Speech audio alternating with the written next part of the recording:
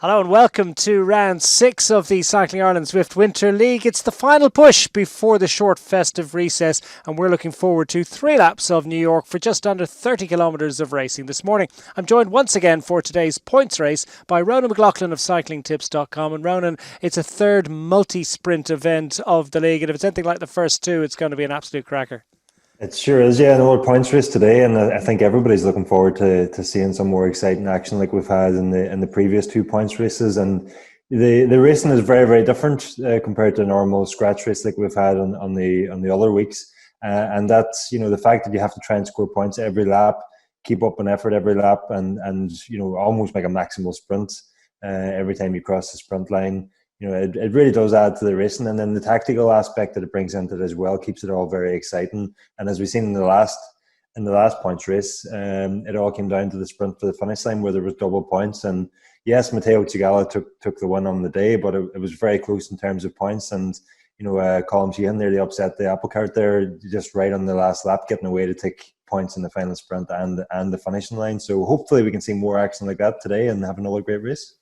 Points make prizes, and who's going to get the big prize today? Well, in last week's 5th round in London, series leader Heather Foley again scored top A-class points, with Claire Richardson taking her 3rd top score among the B riders. Virginia Heenahan made it a quartet of C wins, as did Munster's Berdine Driscoll with her 4th D-class win. Among the men, reigning champion Chris McGlinchey of Vitus Pro Cycling took his 2nd series win in dominant fashion from league leader Matteo Cigala in the male A race. Vinny O'Leary took B-class honours, Donny Kelleher was best C, and Donald Galvin was the top D rider. We spoke to Stephen Edmondson, the Westport-based Lancashire rider, a Zwift early adopter who is leading the B class and juggling the demands of a busy GP practice with an enthusiastic commitment to Cycling Ireland Zwift League racing.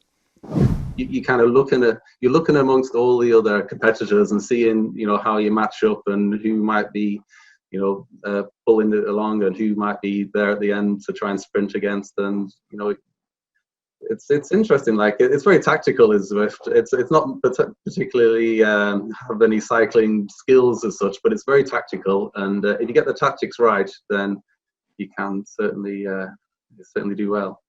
Yeah, these points races are very good. Like, they're very novel. They're hard work. Like, so you're fairly drained after each sprint, and so you have to kind of save a little bit for the end sprint. Look, I suppose I like all as long as it's reasonably flat and it's not too hilly. I mean, the last race in London was quite tough. It was quite hard work.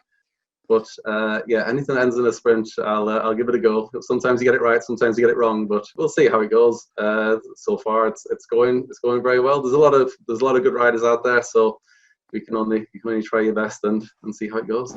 In the league standings, Matteo Cigala has extended his lead to 45 points over Richard Barry, with Colm Sheehan now in 3rd among the A riders after 5 races. Connacht's Stephen Edmondson has a healthy lead among the Bs, Ross Blaney is the top C rider, and Vincent Morgan heads the Ds. In the women's standings, Heather Foley of Maryland Wheelers has led the women home each week, with Claire Richardson the top B rider, Andrea Lyons the top C, and Berdine Driscoll leading the Ds. We spoke to C-Class leader Andrea Lyons of Dungarvan CC to get her thoughts about the Cycling Ireland Zwift League and the difference it has made to her cycling experience in 2020. This is my first time doing the Cycling Ireland Zwift League. I'd never done it before. It's my first year, I suppose, being registered with Cycling Ireland, I suppose. So I'm getting a bit more serious now, I suppose, into it, Yeah, it's been great. It's been a great motivator, because some weeks I've managed to do training during the week, and then you feel like, I'm ready to go for Saturday. And then other weeks it's like I've done nothing all week, and Saturday's like, it's torture. But no, it's a great motivator, I have to say. It's brilliant. I'd be lost without it. And my husband, he has a turbo trainer beside me, so the two of us are, sweating it out together. It is a bit technical, but I'm enjoying learning about it, I have a surgery this Monday, and it's on my shoulder. So I'd say the next race I'll be in a sling. So I don't know how my power will be. I'd say I'll try my best just to spin the legs and, do it. I suppose that's my main thing, is just to try and do it. I'll go mad if I don't get on the bike. Round and more wonderful performances last week, and they'll have to do it all again this week on the New York circuit. It's a challenging one, and they've got 3 sprints before the final. Yeah, they sure do. And the Central Park loop that we're using today is basically around the whole perimeter of Central Park, and it actually uses the exact GPS elevation data from the real world Central Park. So anybody that's ever ridden around there might be familiar with it, and probably more so from riding around on Zwift. And there, although it's not the most challenging of courses, there's never any flat on the course. It's constantly up and down, and it's also sort of twisting and turning all around the park. So the 3 laps that we have today will certainly provide more of a challenge, through the effort that the riders are having to put out, rather than what we see on paper, and it should make for some very exciting racing. Well, indeed, and we're all set now for round 6. The riders are assembling on the start line, warming up on their trainers, and getting set for a fast getaway. Let's head down and see who's going racing this morning. Richard Barry's going racing, there's no doubt about it. He's on the start line. Doesn't look like there are too many around him. I can assure you there are many riders all over the country and beyond that are preparing. Richard Barry just a little bit removed to the right. That's the way they've assembled the avatars on the start line. But most critically and most specifically and most importantly, Richard Barry has entered the Zwift world nice and early. The man from Cork, who's well placed in the league standings, trying to see can he come up with a maximum score today to match his result from round 2, which, if you'll remember, was also a points race. So Richard Barry likes the points races. He and others were expecting to see Matteo Cigala, the league leader, will be in evidence today. Colm Sheehan has entered the event. We're expecting that he'll be on the start line today. Cian Ryan, Ronan McDonald, Chris McGlinchey, who's coming with a run up through the order. And we're up and running, and we're into race action. And Richard Barry away at the very beginning, at the very front. He's timed his delivery of watts to absolute perfection. And as the clock went down to 0, Richard Barry at the head of affairs in the early stages. And Ronan, just to reiterate, it is very much a rolling course. We're hearing in actual fact that Chris McGlinchey, having entered the event, may not actually be on the start line today, and that's going to be of great interest, I think, to the likes of Cigala, Barry and others. Yeah, certainly a non-starter there, Chris McGlinchey today. For whatever reason, he hasn't been able to make the start despite having entered. So that really puts the cat amongst the pigeons, as the old saying goes, and leaves this race wide open. And it's being a points race, it was very hard to predict who might come away with the honours today anyway. And now with it having with Chris McGlinchey not being able to take the start today, that just further opens up the racing. And as you referenced there, the course, it's by no means flat. It's one of those courses you need to always be paying full attention. It's up and down the whole way around the 9.8 kilometre loop, and it's more so short, punchy climbs that you need to suffer over for 30 seconds to a minute and really dig deep to hang on with the group. There's no extremely long climbs, but in some ways that makes it even harder, considering that then once per lap you have to actually do a full gas sprint as well. So it'll be on the limit from start to finish here for the riders. They're on the limit in the lead men's A group that are away first into action in today's 6th round of the Cycling Ireland Zwift League. Quick reminder, it is the 3rd event of the league so far that has been calculated on points. And just to remind you what the format is, we'll have 3 sprints along the way on each of the 3 laps of just under 10 kilometres around this New York circuit, the New York Park Perimeter Loop. We're in Central Park today for our racing in the Cycling Ireland Zwift League. So 3 sprints on each of the laps, and then you've got the finish line. The finish line at the conclusion of the event, and that pays double points. So 4 sprints in total, counting points towards today's 6th round. And Richard Barry wants to put himself into prime position. The group's going off at minute intervals, so the B group will be already into action, as indeed will the C group. The D group will be starting very shortly, and then the women's group, which includes all categories, will be the final group into action on this Park Perimeter Loop. We'll try and keep tabs on exactly what's happening in each of those categories. Tough to get the full updates as we work our way through it. We'll focus much of our attention, as you might expect, on the leading men's group and indeed the leading women in action this morning. Plenty of visiting riders who are interlopers in amongst the best Cycling Ireland Zwift League racers. We've got the likes of Pep Touch, the visitor from Spain, who's played a key role indeed in the Destination of Honours in the Cycling Ireland Zwift League. For all that, he's not actually registered for league points. He is, of course, part of the race action today, and some of the brighter, more intelligent and canny riders, you might say, from the Cycling Ireland Zwift League have taken the opportunity to piggyback the performances of that Spanish rider. There are others to conjure with as well. Plenty of visitors. We've got a couple from Japan that have joined in today. We've got Thomas Neen from the Isle of Man. We've got Dutch riders, Swedish riders. Make a list. It is really cosmopolitan. It is something of a melting pot in New York Central Park today, and Richard Barry is in amongst them. The leading Irish riders, Cian Ryan, is in the lead group at the moment as well. Eamon Bird, Pádraig Flynn, Sean O'Halloran, some names to conjure with. Stevie Mack, Jason Henry is in there, and I think Jason Henry is certainly one of the riders that we'll be focusing a little bit of attention on. Richard Barry has plugged in. Those are the watts he's putting out, tapping out a nice healthy rhythm at the moment. A little bit unhealthy if you weren't able to match those numbers, but I think for Richard Barry, he'll be feeling relatively content and relatively composed at the moment. Yeah, and we can see there he looks well in control at the moment. This opening section of the lap is the slightly easier section of the lap, but quite shortly now we'll start to hit the first of the major climbs, and that'll be Harlem Hill. It's only 700 meters long, but again, it's one of those ones that you have to really dig deep and power over to stay with the group that you're in, and that'll lead us then quite quickly into the first sprint of the day.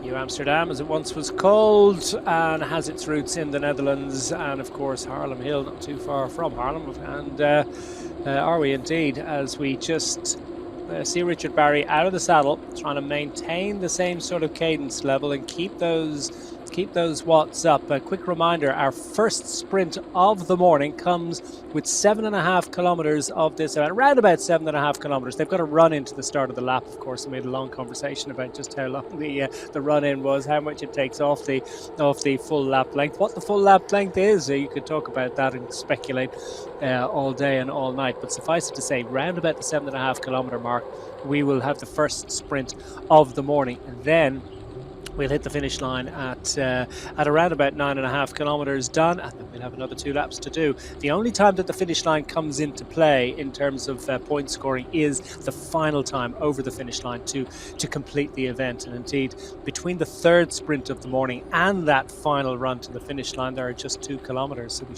could see some tactical interplay. Here's the leading women's group at the moment, with Claire Richardson well to the fore. She's leading the women's B series category, and I think Claire Richardson from Northern Ireland will certainly be a rider to watch and to see what her performances are like this morning. Michelle McKinney is, we understand, involved this morning. She certainly was entered ahead of the event, so the battle between herself, Michelle McKinney, and indeed Claire Richardson has been an absolutely fascinating one.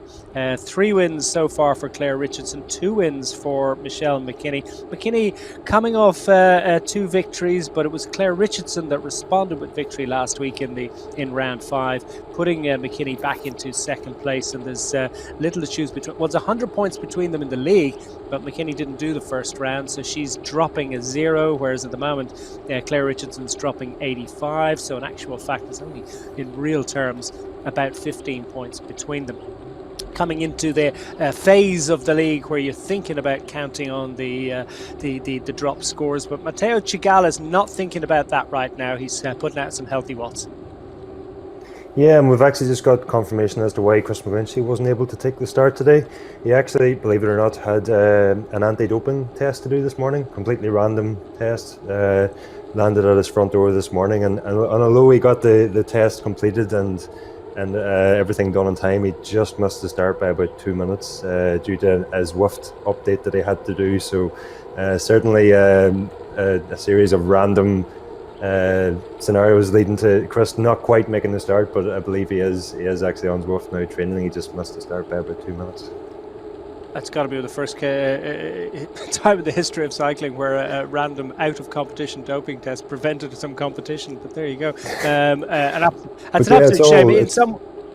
in some ways it's wonderful. It's all part of having been selected to represent Ireland at the Esports World Championships.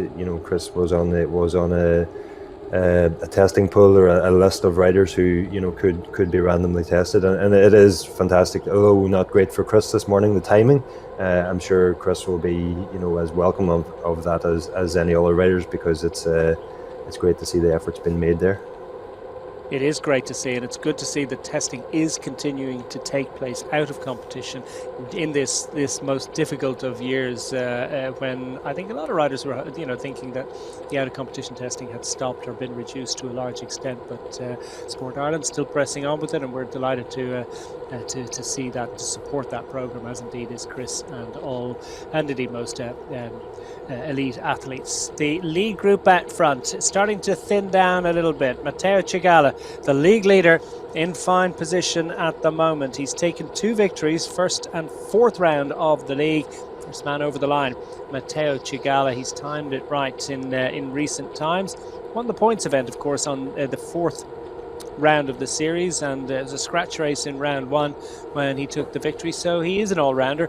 He has got 2 wins, 2 second places and a third place from round 3 to total 445 points, and it is a now handy advantage of 45 points over Richard Barry from Sinn Féin Bars Cycling Club. So Matteo Cigala will certainly be mindful of where Richard Barry is in this group, but the size of the group over that first sort of most significant of those rollers has thinned down considerably.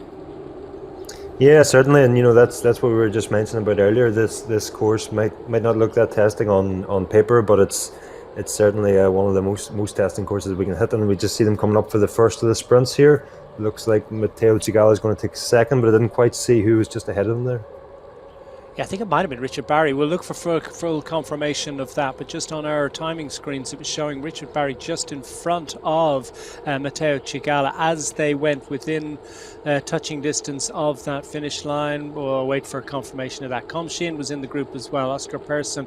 Let's get confirmation of that. It was indeed Richard Barry taking the 10 points, just 1 point clear of Matteo Cigala. Com Sheehan was there, Person's a visitor. Porrico Flynn scoring well. Conor Verbruggen also in 7th place. Cian Ryan's well up in the league. He was 8th across the line. Glendinning as well, also coming up with a point scoring first sprint of the morning. First of 4 sprints, 4 points, and the early lead for Richard Barry, and he knows how valuable that can be. He can riff and work off the other riders in the group, and it is a relatively select group. I can tell you we've got 17 riders in that lead group. Plenty of visitors peppered in amongst the Cycling Ireland Zwift League competitors, so it's already thinned out considerably, and the gap between the leading 17 riders and the next group on the road is sitting at between, around about the 17 to 22nd mark.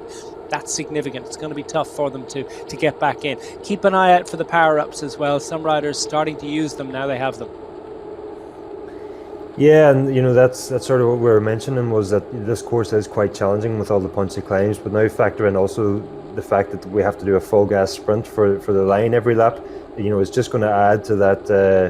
It's just going to add to that wear and down process that we've seen, and it's certainly going to make for very tough racing. And we've seen so far a race of attrition from the back of the group, with riders getting dropped off. But I think as we get further into this race now, it'll really start wearing down further and further, and we'll just see this group getting smaller again as the laps go on. Using the vans, the power up that will assist them as best they can, and when's the right time to play it? They haven't got them for very long, or they haven't had it very long, have they? Maybe it's a case of trying to get rid of that one. Anticipating getting another one pretty soon, but yeah, not sure how that's entirely playing out at the moment. The draft boost coming from the blue van that you see on screen for many of the riders at the moment. Just to remind you, it increases the draft effect, the aerodynamic slipstream effect, by 50% for fully 30 seconds. So it's a very useful one indeed. Obviously it's of no benefit if you're not actually in the group or tucked in behind another rider. But if you're out front, it's of little use. But many riders using it, of course, to recover very often ahead of a final sprint. The one they all want, of course, for the finishing sprint or for any of the sprints along the way is the Aero Boost, the blue helmet. That's the really valuable one.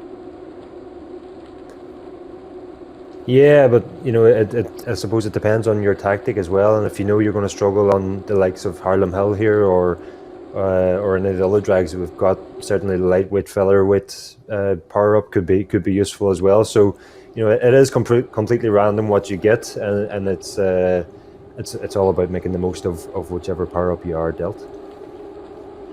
3 laps in total. Alan Glendinning from Northern Ireland is in the lead group, which is spinning a little bit at the front. A couple of visiting riders, Peptach and then Kazuyuko, the Japanese visitor, towards the head of affairs at the moment. Heinermark is Swedish rider.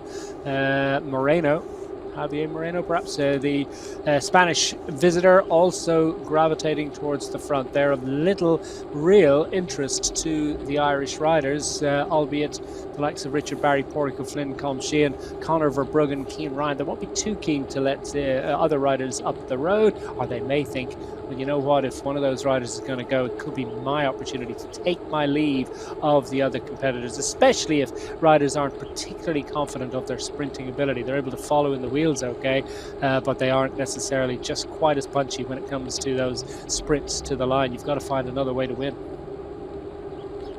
Yeah, and that's exactly what we've seen on the last points race as well, is where Colm Sheehan maybe wasn't confident on letting it come down to a sprint for the finish line, and managed to slip away on the last lap and pick up points on both the intermediate sprint and the finish line sprint, which had double points up for offer, and that really jumped him up the standings for that race. So if someone can play a tactic like that, which is arguably even more likely to succeed on today's course than it was on the Innsbruck ring the last time out. So that opportunity is certainly there, and it'll be interesting to see if any riders try to take advantage of that. Colm Sheehan nestling in the group at the moment, well to the fore in this group of 17 riders up front, which enjoys a 22-second advantage over the best of the rest. That's Teru, the Japanese visitor, running 18th on the road at the moment, some way adrift now of that lead group, and indeed he has a fairly healthy margin of more than 13 seconds over the next group on the road, which is a decent sized group, but continuing to lose time, and indeed unlikely, you would think, at this moment, given the pattern of racing that we've seen so far in this year's Cycling Ireland Zwift League, that it's going to be tough for them to get back in, because they're fairly motoring along at the front and sharing the pacemaking duties, and the collective power being demonstrated by that lead group at the moment makes it unlikely that we're going to see other groups get involved. Having said that, the pattern of racing up front throughout the first 5 rounds has been unpredictable, and has been all the more exciting and all the more stimulating, all the more entertaining for that fact. So it will be interesting to see just how this one plays out between now and the end of affairs. We're on lap 2 of this 3-lap event in the New York perimeter loop. It's just under 10 kilometers around the lap. And we've still got, about 10 miles of racing, 16.5 kilometres of racing yet to do. We've 12.5 kilometres completed at this moment, just over a quarter of an hour of racing. And the riders up front are continuing to plough along. Maybe we can, at this point, try and keep tabs as well on what's happening amongst the women's group, and see if we can find out who managed to score the top points through that first sprint of the day for the women. We'll try and get you up to speed on exactly what's happening as the riders start to jockey for position ahead of this second sprint. And the proximity, something I mentioned a little earlier, Ronan, the proximity of the sprint on the lap, coming as it does 7.5 kilometers into the lap, just 2 kilometers from the finish line. How are they going to play that final sprint? We've a way to go before we get to it, but it will have informed the tactical thinking of many of the riders this morning, I suspect. Yeah, certainly. We've seen a similar situation in the Innsbruck ring, where the sprint preem comes so close to the finish line that riders are certainly going to be considering how deep they go in that final sprint, trying to save a bit of energy for the double points that are available on the finish line. But it really is all dependent on how the standings are when we get to that final sprint on the last lap. And if someone has a clear lead, they might be able to afford to back off a bit to save some energy for the finishing line sprint.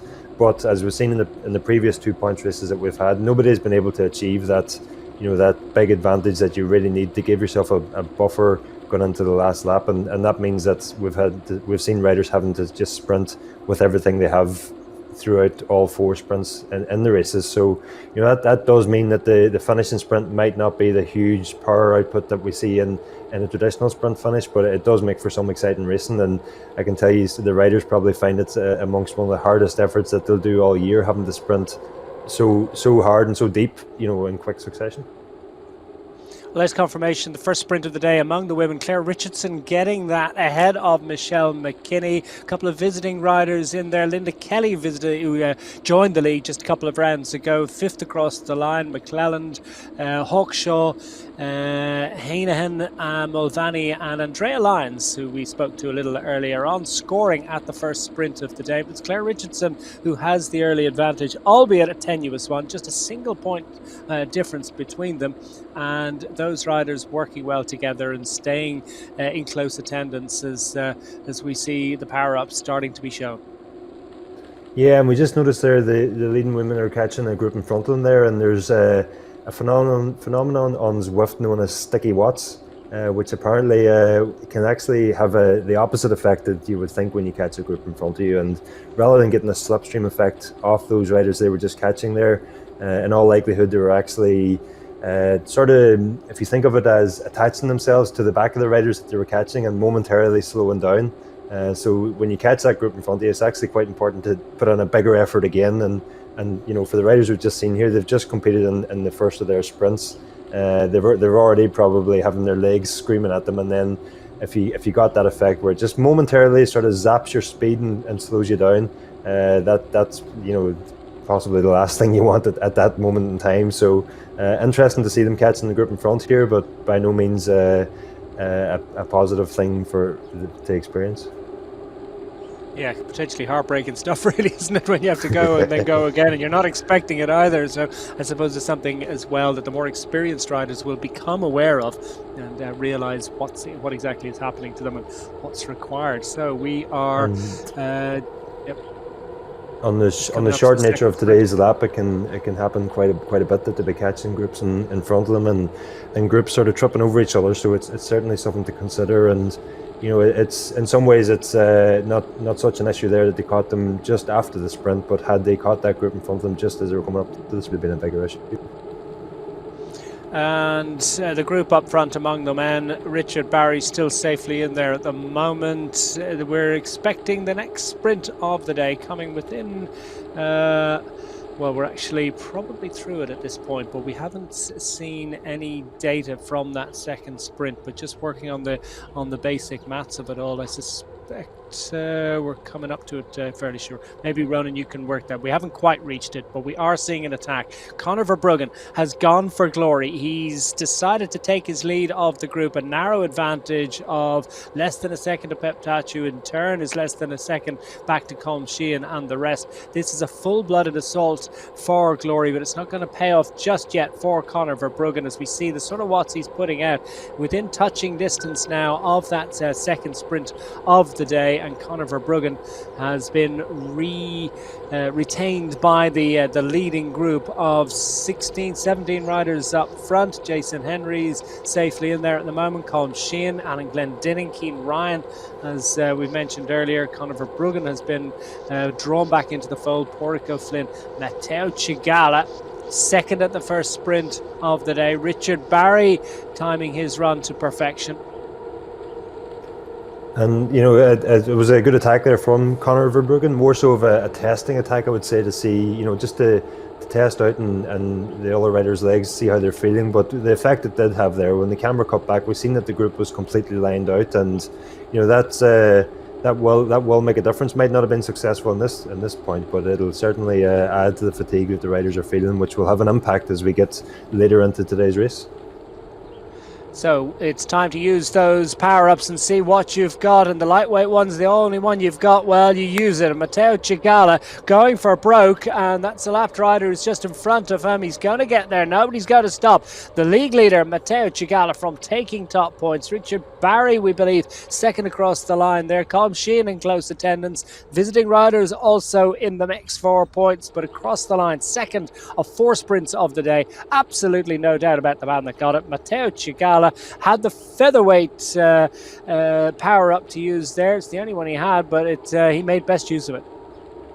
Yeah, and it is a slight drag up there just before the downhill sprint into the line. So certainly by having that featherweight sprint, it certainly did no harm for Matteo there in that sprint, given the nature of the course. And had that been solely downhill into the sprint, it would have been of no benefit to him. But he timed it to perfection. He launched the sprint on the incline, used his featherweight power up, and that gave him he already had a gap actually as we crested the hill and hit the descent into the sprint. So yeah, perfect use of the time of the power up that he had at hand.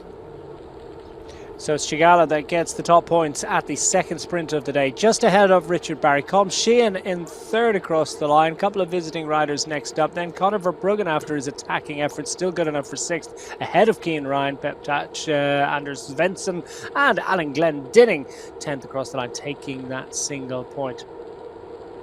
And yeah, like we've seen Conor Verbruggen there make an attack just before the sprint, and that could have worked out that he might have got away there and taken the points. But just after a sprint sometimes is a great place to make an attack also. And if any of the riders maybe didn't get up in the sprint there or are still feeling relatively good, now might be a good time to launch an attack. Just when everybody else is sort of thinking about looking for a bit of recovery, looking for a bit of downtime to recuperate from that sprint. If you have the energy on your legs to launch a sprint there and then, that can sometimes be one of the best opportunities to go. So it's honours even at the head of affairs amongst the leading men's A group. Matteo Cigala and Richard Barry, a win apiece, and they are locked on points, 19 apiece. Still 2 sprints left. The final one, double points. So plenty of opportunity for movement here. Colm Sheehan sits third on 16 points at the moment. Among the Cycling Ireland Zwift League riders, Conor Verbruggen currently fourth, the Bray Wheelers rider, after his impressive efforts within 6 points of the head of affairs. Cian Ryan, Alan Glendinning and Pádraig O'Flynn from Oral Wheelers Cycling Club have also scored. Alan Glendinning's an Island Wheelers rider who's clearly enjoying his visit to New York this morning and performing with great distinction. Cigala, though, will be relatively content and satisfied with the way things are working out so far. Yeah, certainly. He's got off to a great start in today's race and scored highly in both sprints there. So with a 45-point lead in the overall standings coming into today, and the fact that he's right up there in today's standings now puts him in a strong position going into the winter break. And that's another factor to consider there, was with Chris McGlinchey missing the start this morning. All eyes were sort of on McGlinchey, having missed the opening 2 rounds of the league, and then having won 2 of the previous 3 rounds. This sort of pressure was on. Could he win the remaining rounds and make up that disadvantage that he had by dropping a full set of points in one of his counting events? But missing today's event effectively completely rose him out of the overall standings. So it's still completely open at the top. Matteo Cigala in a good position to add to his points tally today and increase his lead, but it's by no means over yet. And this final lap with the intermediate sprint and double points on the finish line is going to be the deciding factor in today's race. Yeah, sensational development at the outset of today's race, as Chris McGlinchey, the reigning champion, unable to defend his title. Disappointing for him, but Cigala already ahead in the league standings, as indeed is Richard Barry. Just to remind you, the league situation heading into today's 6th round of 8. With 1 to drop. Remember, you can drop your worst score, but Matteo Cigala ahead of Richard Barry. Colm Sheehan sitting in 3rd place. Cian Ryan, Ronan McDonald, Chris McGlinchey is going to drop down the order.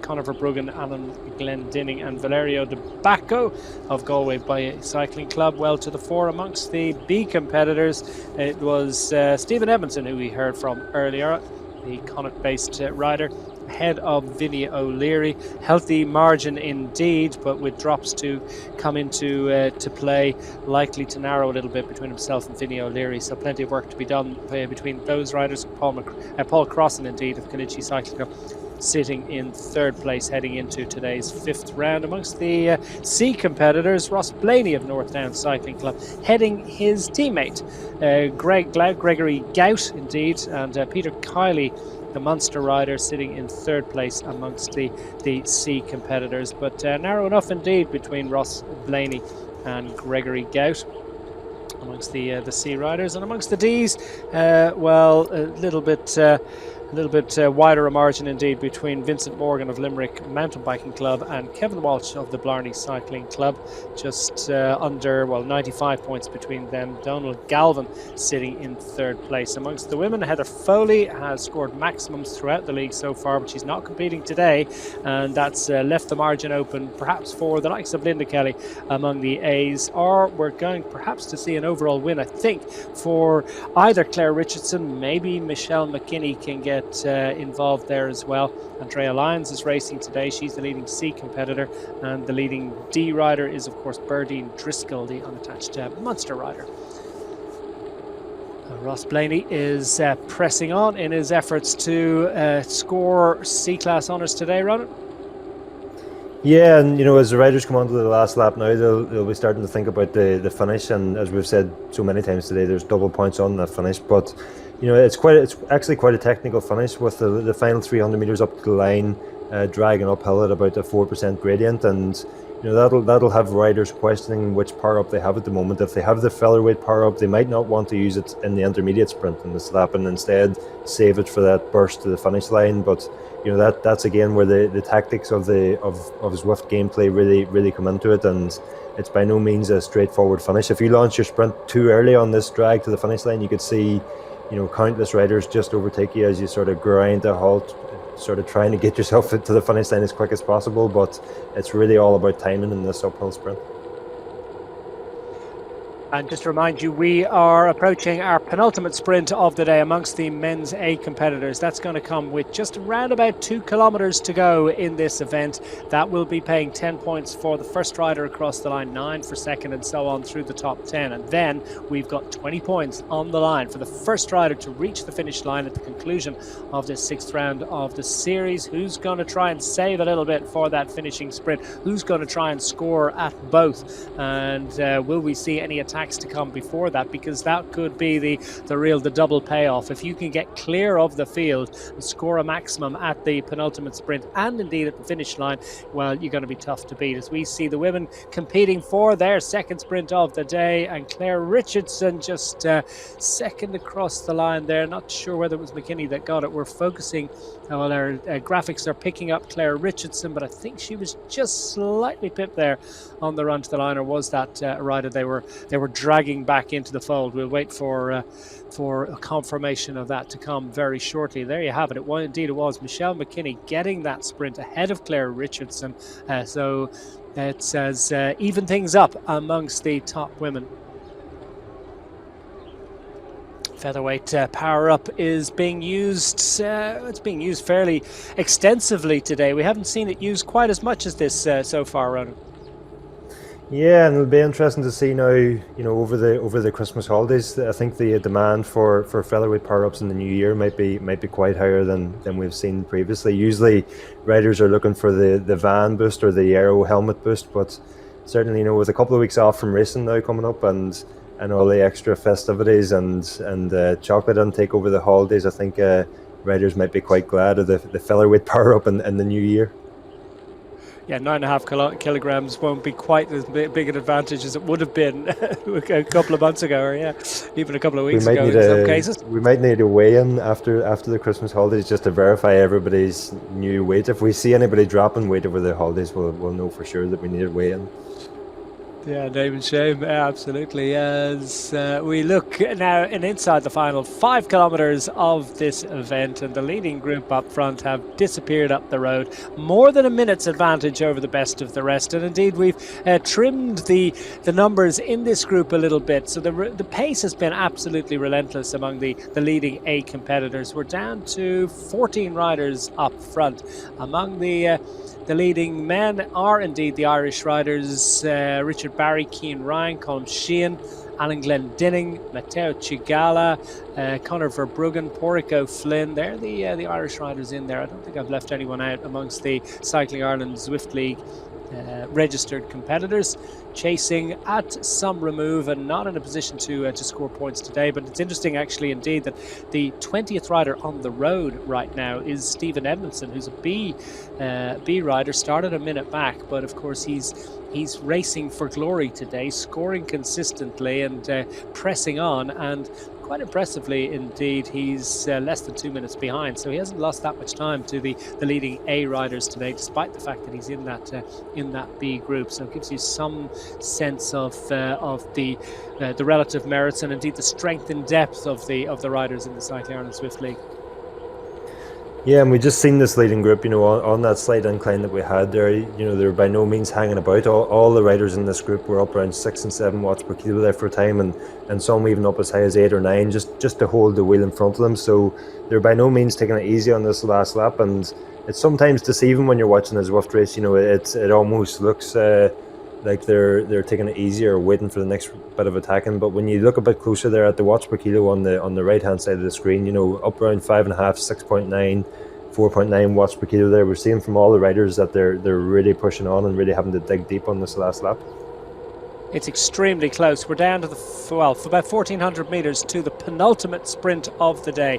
2 sprints done, 2 to go, but these are the ones that really count. Colm Sheehan is in there. He's 3rd in the standings at the moment. 3 points adrift of the 2 riders that sit at the head of the standings. Richard Barry and Matteo Cigala from St Finbarr's and Team Dan Morrissey respectively. Level on points at the top on 19 points. There are 10 points on offer at the next sprint coming up very shortly. Sheehan, as I said, from Blarney Cycling Club is 3rd, 3 points back. Conor Verbruggen is 6 points off the lead at the moment. The man from Bray Wheelers, Cian Ryan, Alan Glendinning, Pádraig O'Flynn also scoring well. Cian Ryan's in double figures on 11 points. He's 8 points back. Further 2 points adrift, Alan Glendinning, Pádraig O'Flynn on 7 points, hoping to score again at this next sprint coming up within around about 500 metres time. We'll just make a rough calculation on that, but the riders will know where it is and they'll see it coming up very shortly. A couple of lapped riders ahead are about to be scooped up as they race towards this one, and it's they're finessing and trying to time this one to perfection. They're inside those finishing barriers, which is going to give them the signal, but not finishing barriers as such. The featherweight are going to be played. They're going to use them, and 1 or 2 riders just going to sit in the slipstream and try to take some advantage from that. Verbruggen has gone for broke. He's managed to distance himself from the rest, but is he going to be jumped and ambushed on the line? Richard Barry is in close attendance, and I think Richard Barry has got up to take that one as we run to the line. Indeed, it's Cigala, I think, that might have just gone over him, and that was really, really nicely played by Cigala. He's got to do it all again in 1,800 metres time. Yeah, it was a huge sprint there from all the riders, and Matteo Cigala having to come from a long way back in the group, perhaps having to make a bigger sprint there than he ideally would have liked. Heading up, I think I've seen 16.5 watts per kilo there at one stage, so certainly a huge effort, and they'll be trying to recover as quick as they can before the final sprint, which of course has double points in just 1.5 kilometres from now, and we can see all the riders pretty much freewheeling at this stage, trying to recover those legs as much as possible before this final sprint. Well, was it a Pyrrhic victory? Cigala has the advantage now, just a single point ahead of Richard Barry. He is, and remember, it's double points on the line, so 20 points for the first rider over the line at the finish line, 18 points for second place. So it's fair to say that it's going to be really whichever of the two of those riders. Colm Sheehan, I can tell you, was 3rd across the line there, so he's now another further 2 points adrift of Matteo Cigala, and he started that one 3 points down, so he's 5 points back, so he needs something extraordinary to happen between now and then. Conor Verbruggen fourth across the line, couple of visiting riders, 3-4 indeed, and Cian Ryan indeed was the only other registered Cycling Ireland competitor that scored in the top 10, down to the final 750 metres, Ronan. And remember, the last final 300 metres here kicks up quite steeply towards the finish line. So the final effort to win this race will start pretty soon now. Within the next 300 metres, you'll see riders really focusing on trying to position themselves. Although, just as I say that, I see that we've come onto the Flamme Rouge to indicate a kilometre to go. So maybe our ticker on the top of the screen there at 500 metres to go was slightly off. So we're inside the final kilometre, and still that remains unchanged. It'll be the final 300 metres up to the line will be the decider for today's race, and it seems like the top three are fairly decided. It's just what order they'll finish in remains to be seen. Yeah, well, that might give them just a little bit longer to recover than we might earlier, indeed they might earlier have thought, as Chigala just gravitates at the back of this group at the moment, trying to scoop as much aerodynamic slipstream effect as he possibly can from the other riders in there. Only about 12 or 13 riders still involved in this group up front. Just to remind you, just a single point, 29 points against 28 between Matteo Chigala of Team Dan Morrissey, rolling along at the back of the group here in green, who's needs to stay in touch with Richard Barry of St Finbarr Cycling Club. Colm Sheehan 5 points off the lead at the moment. Here they come in the run to the line. It's time to use that aero power up to best advantage as they run to the line. Look at the watts that are being played out, 750 watts, and the rest. It's Chigala that's going to get there first, beautifully timed ahead of Richard Barry, and it's Chigala that will score again and rubber stamp his authority at the head, not just of today's sixth round of the Cycling Ireland Zwift League, but also will extend his advantage at the head of the league standings. Really, really close contest between himself and Richard Barry today. There's the finishing points with Chigala getting the 20. The visiting rider Pep Touch is second across the line. Gringo as well is also visiting rider. Visiting riders all over the place indeed. And Colm Sheehan, the next best of the Irish riders, ahead of Verbruggen, Ballinger. Richard Barry ninth across the line. So fading considerably, and that could have changed things a little bit. I wonder whether Colm Sheehan was able to benefit from that. We wait for overall points, and indeed it was Colm Sheehan that leapfrogged above Richard Barry. That could be significant at the end of this Cycling Ireland Zwift League, but no doubt about the man that got the win. An imperious performance, 15 points the margin at the end of today's Cycling Ireland Zwift League sixth round for Matteo Chigala ahead of Colm Sheehan. Richard Barry in third place, visiting rider Oscar Persson in fourth, Conor Verbruggen up for fifth ahead of Pep Touch, Ballinger, Kazuyuko, Gringo, and Cian Ryan 10th on 8 points. Fantastic fare amongst the A riders, and a dominant effort from Matteo Chigala. He's not just fast, but he recovers quickly. Yeah, and if my calculations are correct here, that'll bump Matteo Chigala's lead in the overall standings up to a huge 70 points. So almost close to a full round, a full maximum score of an advantage. So Matteo could, if he scores well in the next two rounds, he could almost seal the overall victory for himself. And knowing Matteo from racing quite a bit with him, today's finish he probably couldn't have asked for much better to suit his characteristics. He likes that sort of uphill sprint to the line, and he certainly timed it to perfection there. And some other riders maybe mistimed it or found themselves too far back in the group, and Matteo seemed to have the featherweight power up available to him. He used that well, and he also just timed the launch of his sprint to what seemed like perfection there. And we could see he was just fading just as he reached the line, but he had enough of an advantage to hold on there, and that's just perfectly timed sprint to the line. Stephen Edmondson is going well amongst the bees. I can tell you across the line to complete, and there you have it. It's confirmation that Stephen Edmondson, your league leader, has managed to best Vinny O'Leary on this, his nearest competitor indeed in the league standings. Just 4 points between them at the conclusion of the men's B group. So fantastic performance by Stephen Edmondson in a very, very close battle. A really great scrap. Sean Higgins going well as well. Carl Rocket from Art Cycling Club has managed to finish the event in fourth place amongst the Bs. Sylvan Anstey's visitor, I believe, Ronan McNamara. Have I got even close to getting that one right? Shane O'Connor, Paul Crossan, and Paul Hamilton in ninth place, joint ninth amongst the men's B competitors. 2 sprints left for the leading women, and it's Michelle McKinney and Claire Richardson locked in combat. The 2 riders heading the affairs as we get a look at the point standings. They're locked in combat, not just on the road between them, but also locked on points. Just 19 points scored. And indeed, that's an identical situation to that which prevailed amongst the leading men that we saw a little earlier on. There were 19 points level pegging between Matteo Cigala and Richard Barry going to the penultimate sprint, and things changed radically in those final 2 sprints of the day. I don't think it's going to change quite as radically in this situation, because Claire Richardson and Michelle McKinney are racing along together, sharing the pacemaking between them, and they kind of have top points between them. How much energy will they want to put out in this penultimate sprint? How do you play it when it turns into a match race? Well, I think you're always better to be, defending a lead rather than trying to come back on someone who's leading against you. So both the riders will be looking to take this intermediate sprint, and then they'll probably worry about the sprint to the finish line just after that. So Claire Richardson from Northern Ireland just sitting on the tail of Michelle McKinney, the Donegal rider, who's based in Connacht.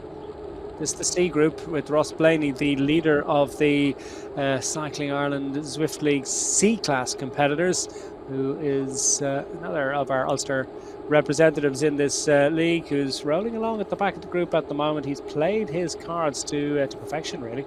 And so far in this group, he stayed close to the head of affairs, and they are within a kilometre or so of the finish line today. So the pain and the suffering is almost at an end. They can contemplate Christmas after what's been a glorious hit out. They've kind of earned their plum pudding at this point, haven't they? But Ross Blaney won't be thinking about that right now. He's going to focus his attention on just one more sprint for glory. That little ramp up to the finish line is going to be particularly challenging, and it's time to use the power-ups. Yeah, and we can just see they hit the ramp up to the finish line here now, and it's all about maintaining your momentum and launching your sprint just at the right time. And we can see, as you mentioned, Ross Blaney was right at the back of that group coming in, and he's just moving his way up. But has he timed his sprint right? It looks like he'll not quite get to the front there, and we're not sure who it is leading this sprint, but he's not going to get there in time. Of course, we need to, well, we're not 100% sure whether all of the riders in there were C-class competitors, and we may have had 1 or 2 Bs that were drawn back in, or theoretically a D might have got across the gap, but it's more likely that we had riders from groups ahead. Let's get a look at that.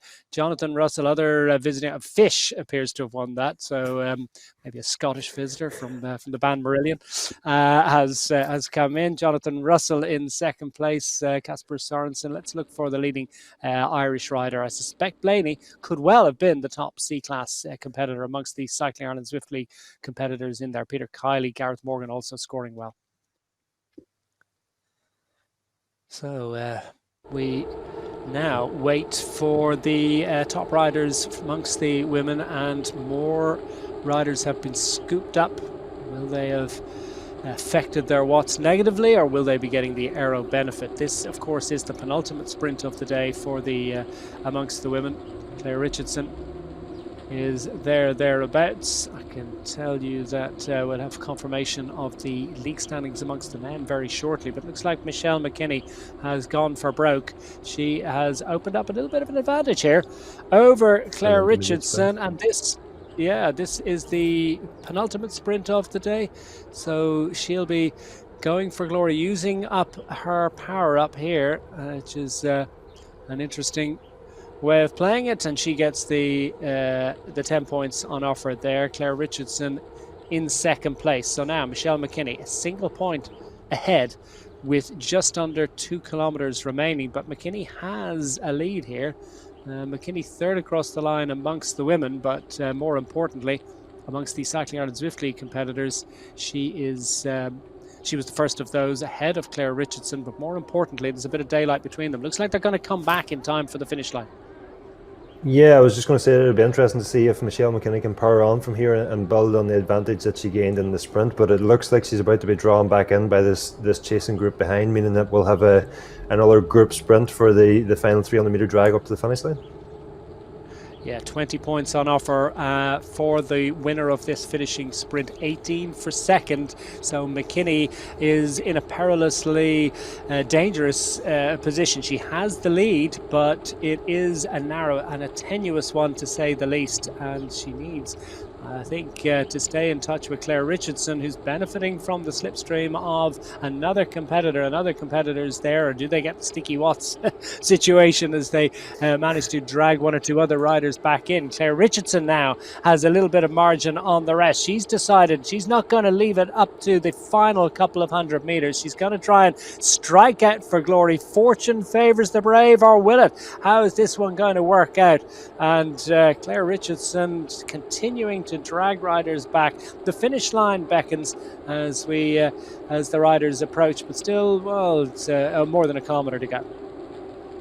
Yeah, but it'll be interesting to see there, did Michelle McKinney take that sprint because she put in the biggest effort, or, is she the strongest of the riders here? And, it's impossible to tell at the moment who was giving all out in that final intermediate sprint and who was just saving that little bit of energy for the sprint to the line. And if Claire Richardson, just 1 point behind the overall standings at the moment, has saved a bit and wins this last sprint, she'll win the race. There's points among the men's D competitors. We'll focus on the leading women's competitors and see who's going to get this one. Claire Richardson safely in the group, as indeed is Michelle McKinney at the moment, but one or two riders just trying to take their lead of the rest. So Richardson and McKinney are absolutely locked in combat. There's little to choose between them. Just you couldn't put a fag paper between them right now. They are right beside each other and approaching the finish line. Drag up to the finish, though, is a testing one. You've got to time that finishing sprint to perfection. Does anyone have a power-up left to use in what is the biggest paying sprint of the morning? McKinney and Richardson. Richardson in pink, McKinney in the black colours. McKinney we're focusing on at the moment, and she has a power up to use, and that's going to be very useful. She's got that aero boost, and she's going to play this one. Richardson in the pink has the lead, but will she be able to hold on to it all the way to the line? This is going to be extremely close. Will McKinney be able to get there? Not on this occasion. Richardson, I think, has taken the best points among the Cycling Ireland Zwift League competitors. Wait for full confirmation of that. Did she do enough? Seems like she does now. We'll have to wait for confirmation, but it looked like she just about put McKinney there to the line, so she will leapfrog her in the overall standings for today's race as well.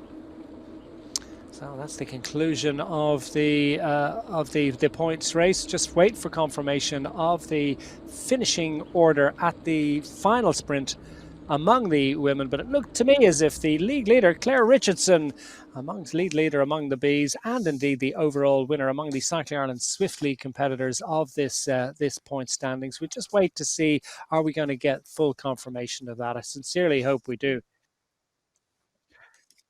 No, we need another two women across the finish line, and we'll get the confirmation of the point scores there. They'll be coming along shortly. No doubt about the winner of the men's A competitors. It was, of course, Matteo Cigala getting the victory today ahead of Com Sheehan.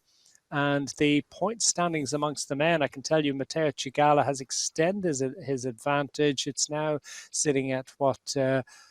60 point advantage over Richard Barry for Matteo Cigala of Team Dan Morrissey. Richard Barry of St Finbarr's Cycling Club with 60 points to find, and they've scored, indeed, both of those riders have scored at all 6 events so far. So Cigala will be dropping a 75 and Barry dropping a 70. So in real terms, it's a 55-point lead for Matteo Cigala. He's looking very confident, astride the top of the point standings amongst the men's A competitors. Com Sheehan in third, Conor Verbruggen in fourth amongst the men's A, as we wait for the final women to complete and to score those points. Andrea Lyons, top C competitor from Dungarvan Cycling Club. We heard from her a little bit earlier in the show. She's pressing on and trying to press home her advantage over Virginia Heenan of Island Edie Cycling Club. It started today's league event with just a 10-point margin over Heenan, albeit Heenan just dropping a 0, having not competed in the first round of the series, so 75 points to drop for Andrea Lyons, so very finely poised, and Heenan indeed had won the previous 4 events. So for Lyons, needs a decent score today to see will she manage to continue her press for glory amongst the C competitors. But Lyons is going to press on towards the finish line. She's within touching distance now. Here's Heenan, who we believe is behind Lyons at the moment, or is she in front of her? That's what we're trying to calculate.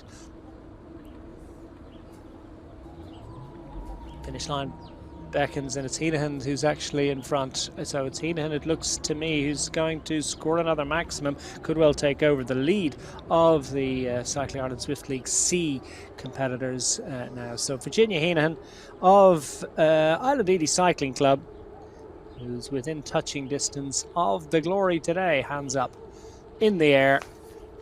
She gets to the line first. Of course, it is a points race, so I'm assuming that she has scored maximums at the other points along the way that will ensure that she takes the win. But suffice to say, given the margin between them on the road, it's likely that she's been scoring top points at the previous sprints as well. So Virginia Heenan home, and very shortly Andrea Lyons will be home to complete as well, and then we'll be able to give you full confirmation of the point standings. Another exciting points race today, and it's come right down to the wire in all the races that we've seen. So it's really a welcome addition to the Cycling Ireland Zwift League, this points setup.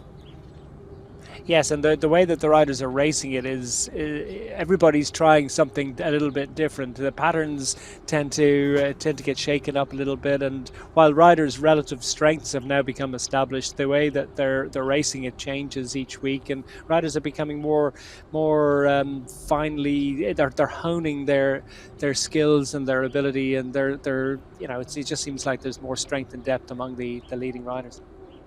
Yeah, and tactics are really coming to the fore as well, and having a huge impact on all the races we see. And that's a huge part of Zwift racing is that sort of gameplay element of it, and knowing how best to use not just the watts that you have, but the power ups, and use the courses, and knowing when to attack and when to hold back, and knowing how to recover in the group. And one of the things that we're seeing come to the fore now is the efficiency of riders. So they're not just their watts per kilo, but the speed compared to their watts per kilo, and that all that sort of technology and all that sort of data being made available now, coming to the fore makes for all the more exciting racing, but also gives us a better view of those who are really great at racing on Zwift. And it's a completely different effort to racing outdoors, and certainly some indoor specialists developing.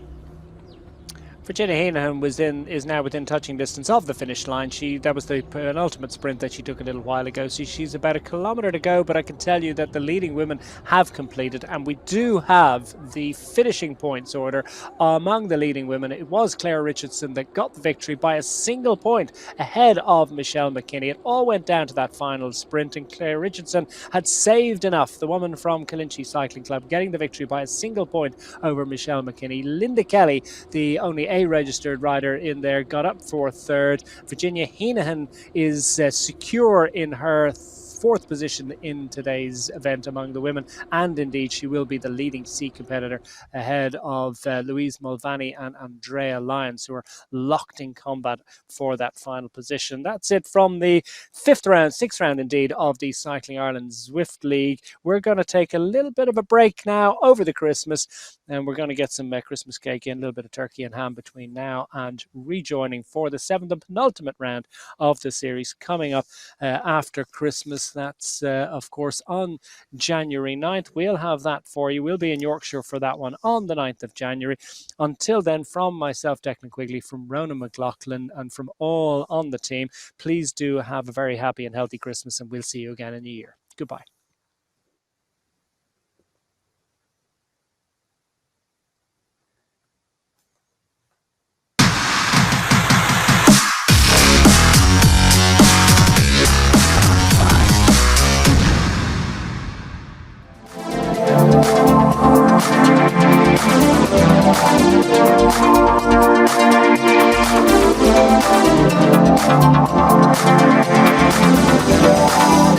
Bye.